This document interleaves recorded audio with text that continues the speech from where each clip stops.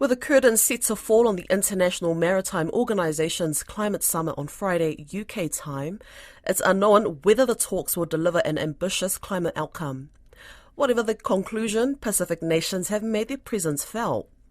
They've been motivated and pushed for global shipping to become fossil fuel free.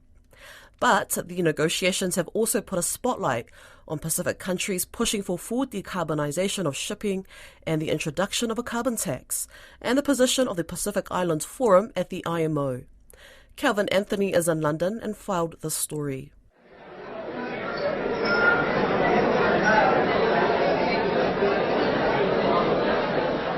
This is the sound of delegates trying to decide the best way to align global shipping with the Paris Agreement temperature goal of 1.5 degrees. IMO Secretary General Kit Lim says the 80th session of the Marine Environment Protection Committee, or MEPC, is the organization's response to the global climate crisis. His message is backed up by the UN chief Antonio Guterres. Humanity is in dangerous waters on climate, but the decisions you take over the coming days could help us chart a safer course.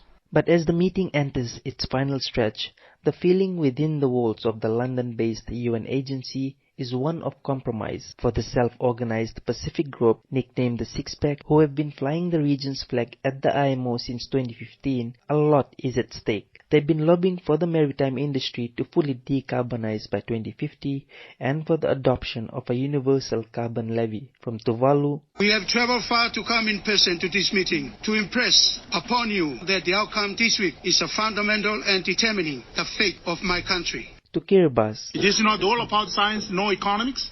It's all about the very survival of our planet and people. It is time to walk the talk. Vanuatu. Ignoring climate change impacts on the most vulnerable is not an option. States are going to have to live up to their responsibilities and international organizations up to their mandated obligations. And the Marshall Islands. We can choose to act decisively to set a hard 1.5 commensurate agenda, or we can choose to kick the can. We, the smallest and most vulnerable nations in the world, have chosen not to kick the can. The Six-Pack's position is clear. They want a just and equitable transition that leaves no country behind. It means adopting technical and economic measures, a difficult but necessary step to set shipping on a better, cleaner path. It also means setting science-based targets to start reducing greenhouse gas emissions starting as soon as 2030. Marshall Islands Special Envoy to the IMO, Alban Ishoda, says targets are meaningless without the right action. We need the right measures to get us there. If the IMO does not act to put effective measures in place, we will see the continued development of a patchwork of inequitable regional mechanisms favoring the largest shipping and trading nations at the expenses of the countries like mine. The right measures, according to the Six-Pack group, isn't net zero, but zero emissions, which means a total stop to digging for fossil fuels and ships paying $100 for every ton of carbon they emit. The revenue generated is expected to be used for an equitable transition for all, but with the majority dedicated to the most climate-vulnerable nations. The challenge with the levy, as I understand it from others, is just the word levy. The word levy implies that, you're paying something, and developing countries are of the view that they shouldn't pay because they didn't contribute. Resistance is coming from several South American nations, China and others, but also from Australia and the Cook Islands, which is the chair of the Pacific Islands Forum. In May, Cook Islands Prime Minister Mark Brown addressed the G7 summit as forum chair. Mr. Brown had said then, quote, "Any funds raised through a punitive levy now being considered at the IMO to be imposed onto shipping must not come at a cost to small island developing states or SIDS." That position was reiterated by the Cook Islands at the MEPC 80 on Tuesday. The imposition of an economic measure on shipping, such as the punitive levy currently under consideration here at the IMO, must not come at a cost to the SIDS.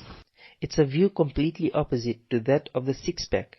Some Pacific sources privately expressed disappointment in the forum's position. One source told RNZ Pacific it said the forum isn't supporting the Six-Pack because it's about the Pacific people, their voices and islands. They say it also signals the Pacific is not always united on all fronts. But Vanuatu's climate change minister Ralph Regenmanu says they're not giving up. Ignoring climate change impacts on the most vulnerable is not an option. States are going to have to live up to their responsibilities and international organizations up to their mandated obligations. Meanwhile, Australia remains largely silent on the Pacific Levy. A spokeswoman for the Infrastructure, Transport, Regional Development and Local Government Minister Catherine King said via a statement that as an island nation where 99% of our goods are imported and exported by sea, Australia needs to carefully consider the details of any economic measures.